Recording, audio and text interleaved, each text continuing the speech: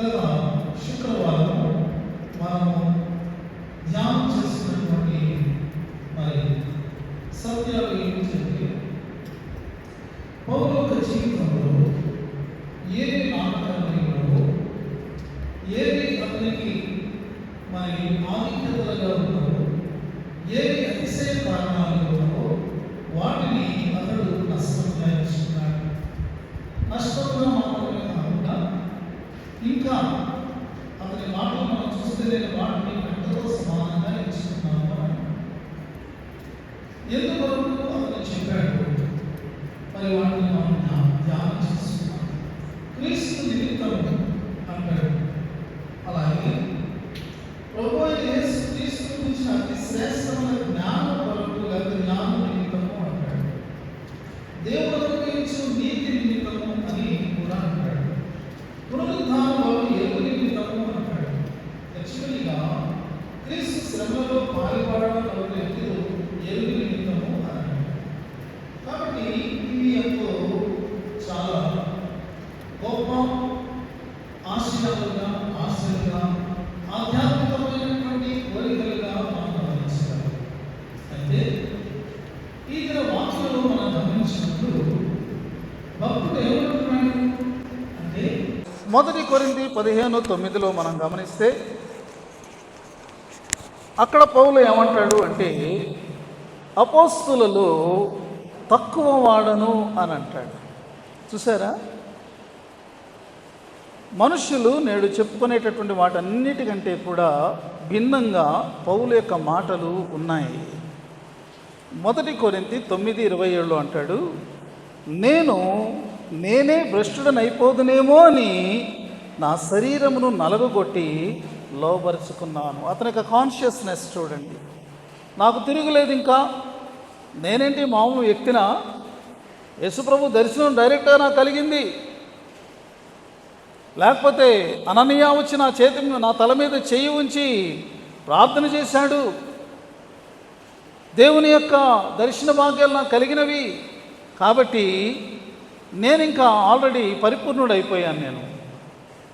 నాకు ఇంకా ఏం అవసరం లేదు, ఆధ్యాత్మికంగా నాకే కొరత కూడా లేదు, నేను ఫుల్గా ఉన్నాను అని పౌలు అనడంలా.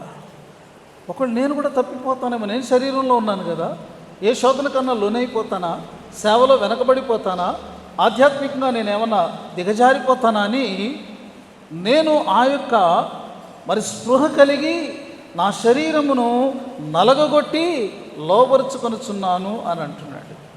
ప్రియమైన వాళ్ళ గమనించండి భక్తుని యొక్క మాటలు.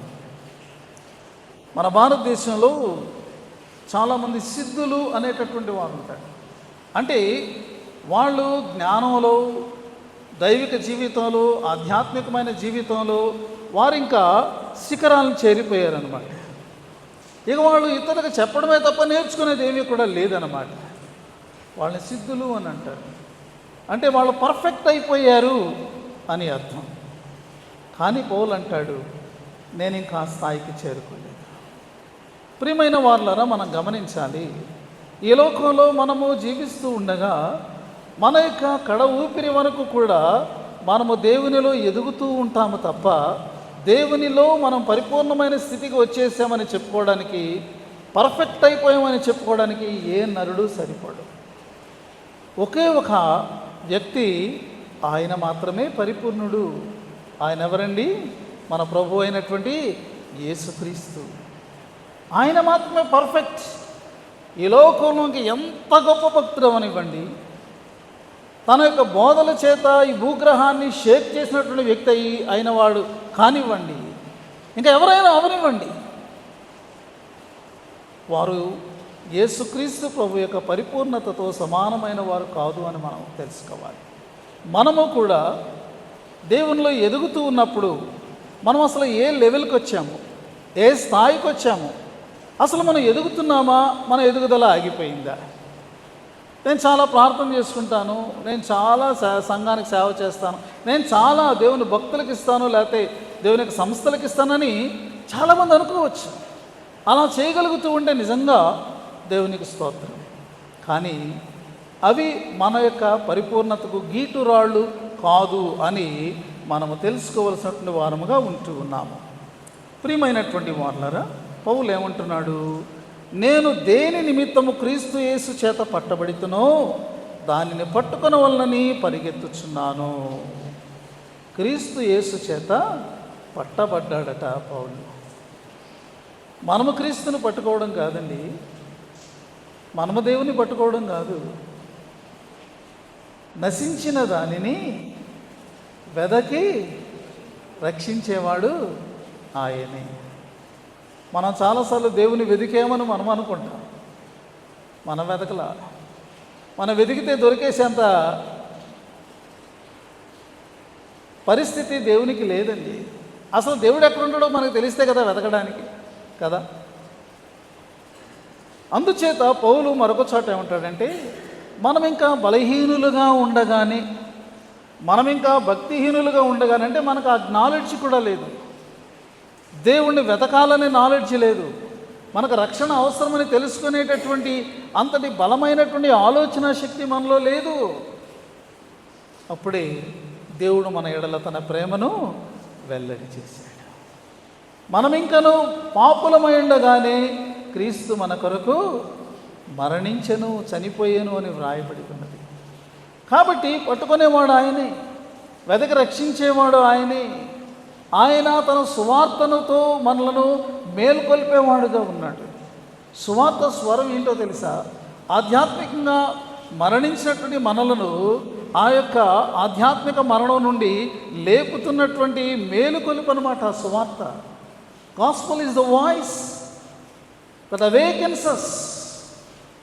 ఈ యొక్క స్పిరిచువల్ ఆధ్యాత్మికమైనటువంటి ఆ యొక్క మరి పతనమైన స్థితిలో నుండి లేపుతూ ఉన్నది. ఆయనే మనల్ని లేపుతూ ఉన్నాడు. సువార్త మన దగ్గరికి రాకపోతే ఎన్నటికీ మన భారతదేశానికి రక్షణ లేదండి.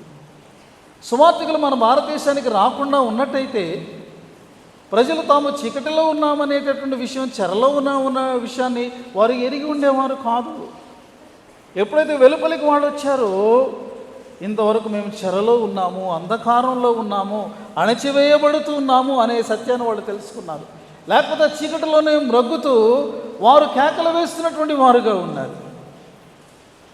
తప్పించుకోవడానికి చేతగాక వారు వేదన పడుతున్నటువంటి వారుగా ఉన్నారు. మనల్ని పట్టుకున్నటువంటి వాడు క్రీస్తు. పౌలు క్రీస్తు చేత పట్టబడ్డాడట. అందుచేత ఏమంటున్నాడంటే, దేని నిమిత్తమై క్రీస్తు యేసు చేత నేను పట్టబడ్డానో దానిని పట్టుకొనాలని నేను పరిగెడుతున్నాను. Still I'm in the race. ఇంకా నేను ఎక్కడ ఉన్నానంటే, మరి ఆ యొక్క పట్టుకునేటటువంటి పరుగులో నేనున్నాను, పట్టుకునేటటువంటి ప్రయాసలో నేనున్నాను. అందుకే 13వ వచనంలో అంటున్నాడు, నేను ఇదివరకే పట్టుకొని ఉన్నానని తలంచుకున్నాను. ఇంకా నేను గోల్ దగ్గరికి రీచ్ అవ్వలేదు. గోల్ దగ్గరికి రీచ్ అవ్వాలి, ఇంకా ఉంది. నేను రీచ్ అవ్వాల్సిన చాలా డిస్టెన్స్ ఉంది.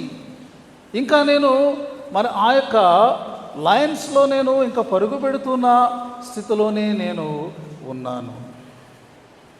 ఒకసారి ఒక గొప్ప దైవజనుడు ఆయన ప్రయాణం చేసి ఆయన ఓడ దిగుతూ ఉన్నారు. ఆయనతో పాటు ఆ ఓడలో ఒక పెద్ద మరి పేరుగాంచినటువంటి ఒక సినిమా యాక్టర్ కూడా ఆయన దిగుతూ ఉన్నాడు. ఈయన ఒక ఆఫ్రికా దేశంలో చాలా గొప్ప సేవ చేసి ప్రయాసపడి ఆయన ఎంతోమందిని దేవుని దగ్గరికి నడిపించి, అలాంటి వ్యక్తి మిషనరీ గారు ఆయన దిగుతూ ఉన్నాడు. సినిమా యాక్టర్ దిగుతూ ఉన్నాడు. ఆ సినిమా యాక్టర్ దిగినప్పుడు చాలామంది ఎదురొచ్చి ఆయనకు పూలదండలేసి, ఆయనకు నమస్కారాలు పెట్టి, ఆయన కాళ్ళకు మొక్కి, ఆయనకు శాలువాలు కప్పి ఆయనను గురించి జేజేలు పలుకుతూ ఉన్నారు.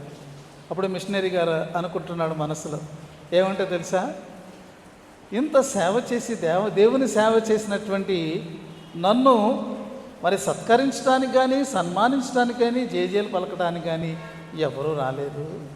కానీ ఈ లోకంలో మరి ఈ లోక కీర్తి కోసము ఉన్నటువంటి ఒక వ్యక్తికి ఎంత సన్మానం, ఎంత గౌరవం. మనసులో అనుకున్నాను, అదేంటి ప్రభువా, ఒక లోకస్తుడికి కలిగినటువంటి గౌరవం నీ సేవకుడికి లేదా అని మనసులో అనుకున్నాడట. అలా అనుకున్న తర్వాత ఇంటికి వెళ్ళి విశ్రమించినప్పుడు అతనికి దేవుని స్వరం వినబడిందంట. ఏంటో తెలుసా? నా కుమారుడా, నా సేవకుడా, ఇంకా నీ ప్రయాణం పూర్తి అవ్వలేదు, అప్పుడు ఎందుకు కంగారు పడతాను? ఎందుకు నువ్వు లోకస్తులతో నువ్వు కంపేర్ చేసుకుంటా? నువ్వు ఇంకా చేయవలసింది ఉందయ్యా, ఇంకా చేయవలసింది ఉంది. అది కంప్లీట్ అయిన తర్వాత అప్పుడుండే సన్మానం, సత్కారం నా దగ్గర ఎలా ఉంటుందో అప్పుడు నీవు చూద్దువు. కానీ ప్రియమైన వారులారా, ఈ లోకంలో మన పరుగు ఇంకా పూర్తి కాలే, ఇంకా చాలా దూరం మనం వెళ్ళాలి. కాబట్టి మనం నిరాశపడద్దు, మనం నిస్పృహ చెందొద్దు. అలాగే లోకస్తులతో మనం పోల్చుకోవాల్సిన అవసరం ఏమీ కూడా మనకు లేదు. అది తాత్కాలికమైనటువంటిది, ఆ సమయమే. కానీ గమనించండి, స్టెఫను అతడు చూస్తూ ఉండగా అతనికి ఏ దృశ్యం కనపడింది?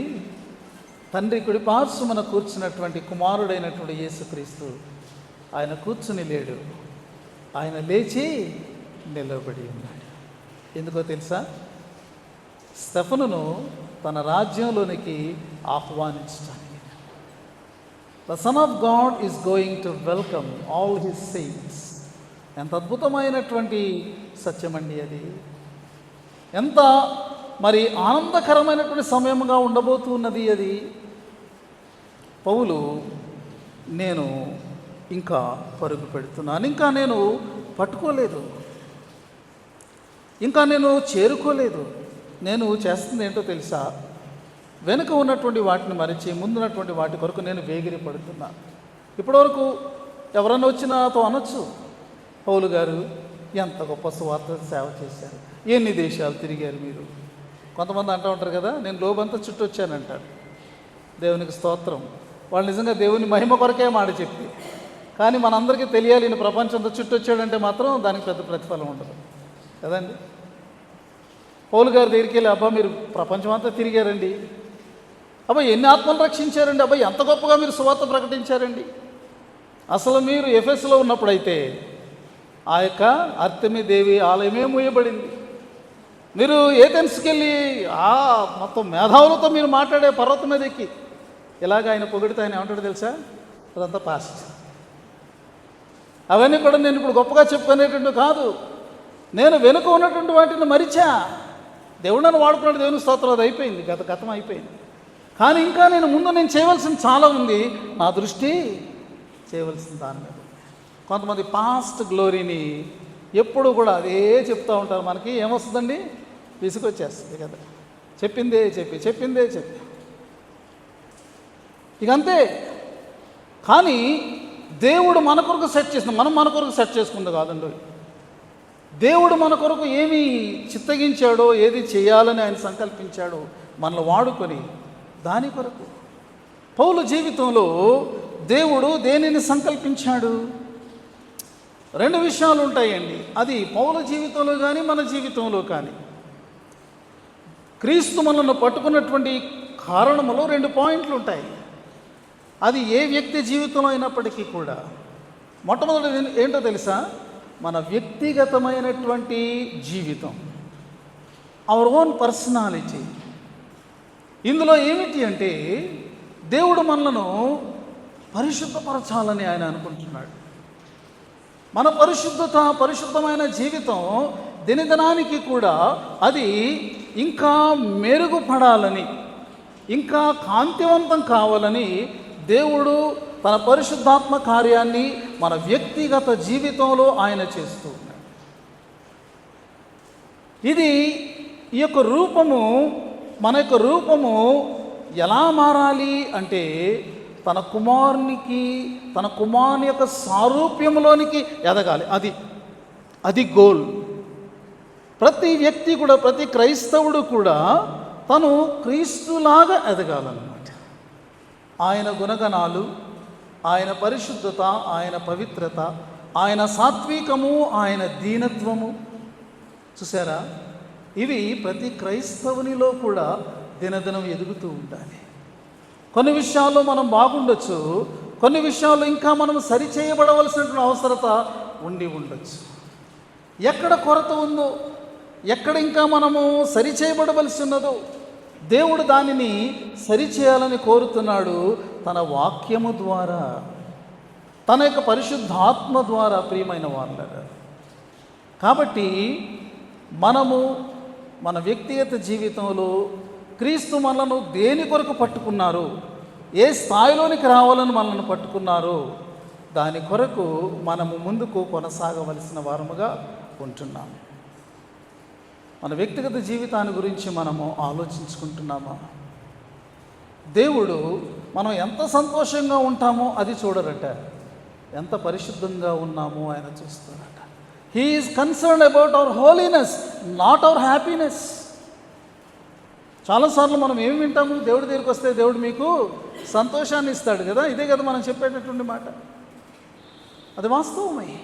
కానీ దానికంటే అధికంగా ఆయన తన రక్తాన్ని ఎందుకొరకు చిందించారు అంటే పాపులమైనటువంటి మనలను పరిశుద్ధులుగా చేయడానికి. ఆయన పరిశుద్ధ రక్త ప్రభావం ఎందుకొరకు అంటే కేవలం మనల్ని సంతోషంగా ఉంచడం కోసం కాదు, మనల్ని పవిత్రం చేసి మనల్ని పరిశుద్ధులుగా తీర్చిదిద్దడం కోసం.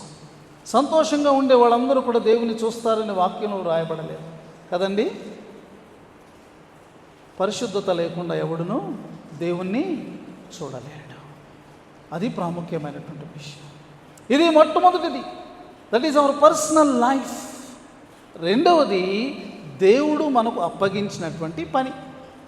పౌలుకు దేవుడు ఏ పనిని అప్పగించాడు మనం గమనిస్తే అపోస్తల కార్యాలు 9వ అధ్యాయంలో పౌలుకు అప్పగించినటువంటి పని ఏంటో మనం చూడవచ్చు. అపోస్తల కార్యములు 9వ అధ్యాయం. ఇక్కడ ఏం జరిగింది అంటే అననీయ అనే శిష్యుణ్ణి దమస్కులో దేవుడు పిలిచారు. పిలిచి ఆయనతో అన్నారు, అననీయ, నీవు తిన్ననిది అనబడిన వీధికి వెళ్ళు, యూదా అనువాని ఇంట తార్సువాడైనటువంటి సౌలు అనేటటువంటి వాడున్నాడు, అక్కడికి వెళ్ళి విచారించు సౌలు అనే వ్యక్తి ఉన్నాడా లేదా అని. వాళ్ళు నీకు చెప్తారు. అప్పుడు నీవు ఏం చేయాలి అంటే, ఇదిగో మరి అతడు ఒక సంగతిని అతడు చూస్తున్నాడు, అతడు ప్రార్థన చేస్తున్నాడు. అననీయ అంటే నీవు లోపలికి వచ్చి తాను దృష్టి పొందినట్లు తల మీద చేతులుంచుడు చూచి ఉన్నాడు అని దేవుడు అననీయాకు చెప్పారు. ఇప్పుడు అననీయ ఏమన్నాడు చూడండి, 14వ వచనంలో 13వ వచనంలో, ప్రభువా, ఈ మనుషుడు యెరూషలేములో నీ పరిశుద్ధులకు ఎంతో కీడు చేసి ఉన్నాడు అని అతని గురించి అనేకుల వల్ల వింటిని. ఇక్కడను నీ నామను బట్టి ప్రార్థన చేయవారందరినీ బంధించుటకు అతడు ప్రధాన యాజకుల అధికారం పొంది ఉన్నాడని ఉత్తరం ఇచ్చాడు. అననీయ తన డౌట్ దేవుని ముందు ఉంచాడు. దేవా, అతను ఎంత కీడు చేశాడో తెలుసా, యెరూషలేములో ఎంతోమందిని చంపాడు, నీ సంఘాన్ని హింసిస్తున్నాడు, ఇక్కడ కూడా అదే పని మీద వచ్చాడని మాకు తెలిసింది. ప్రభు, అతని దగ్గరికి నేను ప్రార్థన చేయాలా? అతనికి మరి కనులు తెరవబడు నిమిత్తము నేను అతని దగ్గరికి వెళ్ళి అతని కొరకు ప్రార్థన చేయాలా అని దేవుడిని ప్రశ్నించినప్పుడు దేవుడు చెప్తున్నారు చూడండి 15వ వచనంలో, అందుకు ప్రభువు, నీవు వెళ్ళుము, అన్య జనుల ఎదుటను రాజుల ఎదుటను ఇశ్రాయేలీల ఎదుటను నా నామము భరించుటకు ఇతడు నేను ఏర్పరచుకున్న సాధనమై ఉన్నాడు. ఇతడు నా నామము కొరకు ఎన్ని శ్రమలను అనుభవింపాలో నేను ఇతనికి చూపుదునని అతనితో చెప్పాను. పౌలు జీవితంలో దేవుని యొక్క ఏర్పాటు, పిలుపు ఈ రీతిగా ఉందండి. ఇందాక నేను చెప్పాను దేని కొరకు పట్టుబడ్డాడు పౌలు. ఒకటి, తన వ్యక్తిగత జీవితంలో పరిశుద్ధుడుగా దినదినము మార్పు చెందడానికి, శాంక్టిఫై అవ్వడానికి. రెండవది ఏంటంటే, అతని ద్వారా దేవుడు జరిగించుకోవాల్సి అనుకున్నటువంటి పని ఏంటి అంటే, ఇతడు ఇశ్రాయేలీల ఎదుట, అన్యజనుల ఎదుట, రాజుల ఎదుట దేవుని యొక్క సాధనంగా నిలబడవలసి ఉన్నాడు. ఎంత గొప్ప పనిని అప్పగించారు. ఆల్రెడీ పౌలు అనేక మంది ముందు నిలవబడ్డాడు. ఎక్కడికి వెళ్ళినా మొదట సమాజ మందిరంలోనికి వెళ్ళేవాడు. అయ్యా, మనకు చెప్పబడినటువంటి లేఖనాల్లో ఎవరైతే చెప్పబడ్డారో మెస్సయ్య వచ్చేసాడు, ఆయన యేసే అని చెప్పడం మొదలుపెట్టాడు. వాళ్ళు విని రక్షణ పొందిన వాళ్ళు రక్షణ పొందారు, కొంతమంది అతన్ని మరి వ్యతిరేకించారు.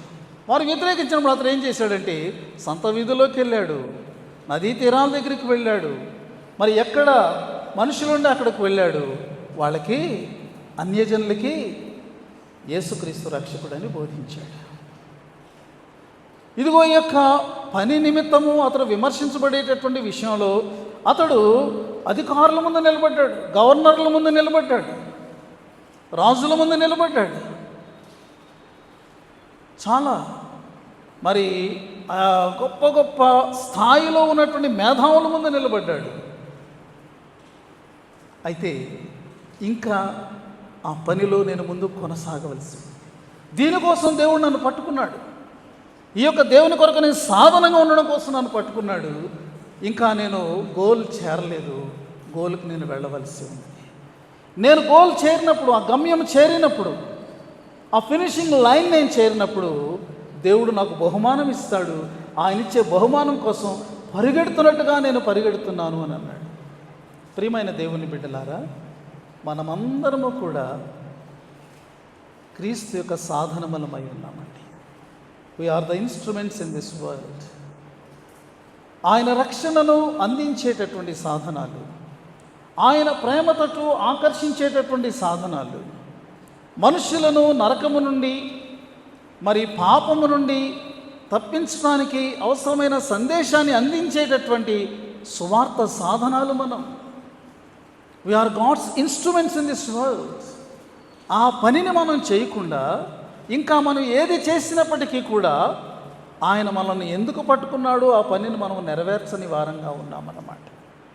ఒకవేళ ఆ పనిని మనం చేస్తూ దేవుని మహాకృప వల్ల మనము కొంతమందికి ఆల్రెడీ మనం ఉపయోగపడిన వారంగా ఉన్నామనుకోండి, దేవునికి వందనాలు చెల్లిద్దాం.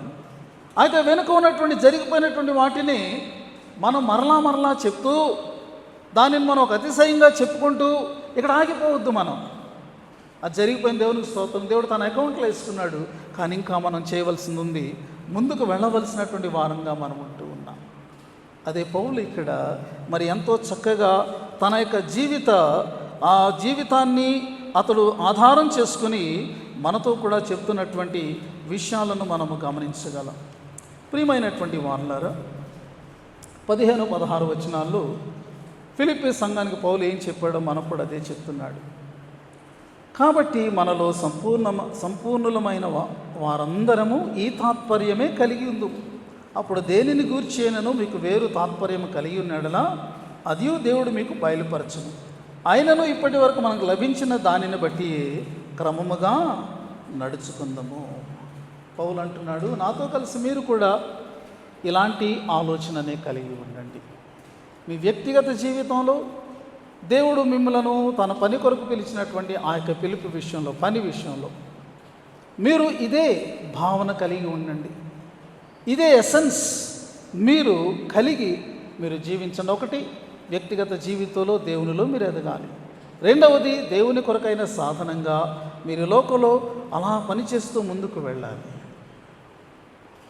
సంపూర్ణులమైన మనం అందరము అని అంటున్నాడు. సంపూర్ణులు అంటే ఇందాక నేను చెప్పినటువంటి ఆ సంపూర్ణత కాదు, ఆ పర్ఫెక్షన్లోనికి వచ్చినట్టు కాదు, కానీ దేవుని వాక్యమును గురించినటువంటి సరైన అవగాహన మనం కలిగి ఉన్నాము. రైట్ డాక్ట్రిన్ మనకు తెలిసింది. ఏది మనం చేయాలో, ఏది మనం అవలంబించాలో, ఏది మనకు కూడనిదో మనకు తెలిసింది. ఇప్పుడు ఆ యొక్క జ్ఞానం విషయంలో మనము మరి పరిపక్వత చెందినటువంటి వారంగా ఉన్నాము. అది పౌలు అంటున్నాడు. కాబట్టి అలాంటి స్థితిలోనికి వచ్చినటువంటి మీరందరూ, దేవుని జ్ఞానములో ఎదిగినటువంటి మీరందరూ ఇదిగో ఇలాంటి భావనను కలిగి ఉండండి. ఇప్పటి వరకు మనం ఏమి నేర్చుకున్నామో, ఇంకా నేర్చుకోవాల్సింది చాలా ఉంది. దాని గురించి వర్రీ అవ్వద్దు. దేవుడు ఆ సమయం వచ్చినప్పుడు దేవుడు దానిని మీకు నేర్పిస్తాడు. ఎంతవరకైతే మీరు నేర్చుకున్నారో దానిని ఖచ్చితంగా మీరు అనుసరించి నడుచుకోవడానికి మీరు ప్రయత్నం చేయండి. అదే కదా చివరి వచనం, ఇప్పటి వరకు మనకు లభించిన దానిని బట్టి క్రమముగా నడుచుకుందాం. కొంతమంది ఏం చేస్తారో తెలుసండి, వాళ్ళు కొత్త మర్మాలు కావాలి, నేర్చుకున్నవి ఏమీ కూడా పాటించరు. ఆల్రెడీ వాళ్ళకి తెలిసింది ఏదో దాన్ని వాళ్ళు అనుసరించరు. వాళ్ళ కొత్త సంగతులు వాళ్ళకి వినబడాలి. అలాంటి వారిని ఏమన్నాడు పౌలు? దురద చెవులు గలవారు అని అన్నాడు. వాళ్ళకి చెవులకే వీణులు విందు కావాలన్నమాట. దేవుని వాక్యం నిజంగా వీణులు విందే కాదనమ్మా. దేవుని వాక్యం కంటే మధురమైనది ఏది ఉందండి? కానీ అది విన్న తర్వాత ఎంతవరకు నీవు విన్నావు, ఏ స్థాయి వరకు నువ్వు విన్నావో, నీకు తెలిసినంతటి వాక్యాన్ని నీవు అనుసరించేటటువంటి స్థితిలో ఉన్నావా? That is the important point. That is the important question. చాలా విషయాలు తెలుసు కానీ అందులో మనం ఎన్ని అనుసరించగలుగుతున్నాం? ఒకవేళ మనకు 10 సంగతులు తెలిసినాయి అనుకోండి, 10 సంగతులు మనం ఆచరించగలుగుతున్నామా? వెనకబడి ఉన్నామా? కాబట్టి మనకు లభించినటువంటి దానిని బట్టి, మనం నేర్చుకునే దాన్ని బట్టి క్రమముగా మనము నడుచుకుందాం. ఇది పౌలు యొక్క గొప్ప బోధగా ఈరోజు మనము తీసుకుందాం. పౌలు తన వ్యక్తిగత జీవితంలో ఏమి చేయాలనుకుంటున్నాడు మనము నేర్చుకుందాం. చాలా చక్కని ఎగ్జాంపుల్ మనకు ఇచ్చాడు. నేను ఇంకా పర్ఫెక్ట్ కాదు అన్నాడు. దేవుడు నాకు అప్పగించినటువంటి దానిని నేను నెరవేర్చడానికి నా వ్యక్తిగత జీవితంలో కానీ నా సేవలో కానీ నేను ఇంకా పరుగు పెడుతున్నాను, దాని కొరకు ప్రయాసపడుతున్నాను. బహుమానం, ఉన్నతమైన పిలుపు కొరకు అనేటువంటి బహుమానం ఉన్నది. ఆ బహుమానం కొరకు పరిగెడుతున్నట్టుగా నేను ఆతురపడుతున్నాను, ఆగిపోవడం లేదు, సాగిపోతున్నాను. మనమందరం ఇదే భావన కలిగి ఉందాం. ఎంతవరకు నేర్చుకున్నామో దానిని అవలంబించడానికి మనం ప్రయత్నం చేద్దామని అన్నాడు. కాబట్టి ఈరోజు మనము కూడా అలాంటి సమర్పణతో, అలాంటి ఆలోచనతో మనం ముందు కొనసాగిపోదాం. పరిశుద్ధాత్మ దేవుడు అట్టి కృపను మనందరికీ మెండుగా అనుగ్రహించు.